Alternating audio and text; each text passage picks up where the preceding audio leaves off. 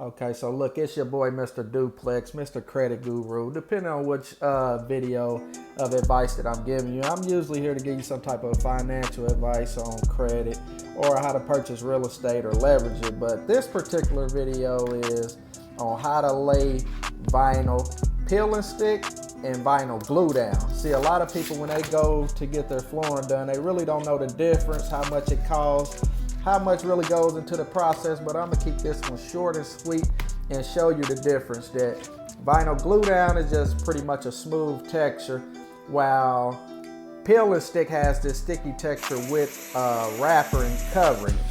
And the flashes that I'm showing you right now are just simply all the things that you need to prep yourself and get ready to lay the flooring, and all the materials you need. But don't trip if you don't catch one or the other. I'm gonna leave it in the description. And if you got any type of holes like this in your flooring, I'm gonna show you at the end of how you deal with that also. So stick around, because a lot of YouTubers can talk the talk, but they can't show you hands-on, step-by-step how to actually do it. And that's what I'm gonna show you in this video. I'm not gonna make it long. Show you. That is easier said than done. Because we record you as a professional. I'll let you make it look like you just started this. Okay, get it right.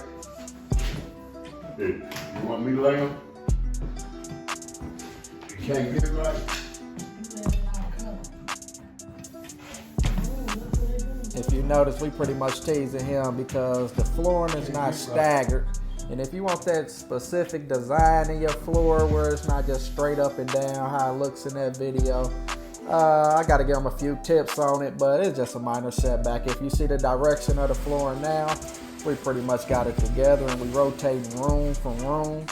And if you missed it, one of the first things you want to do is get them measurements together. That's the most important part. You can't know what you cutting if you ain't got them measurements together.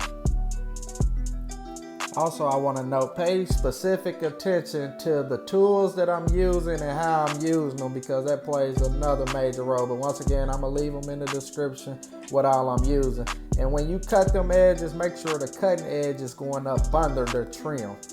And if you need any help, that tracer I just showed you works perfect. You can get that off of Amazon, because the only problems most people have is with corners, any type of curves, or cutting around the toilet. Them is some of the biggest ones where the cut don't come out right. It looks a mess. But most of it you can hide with trim.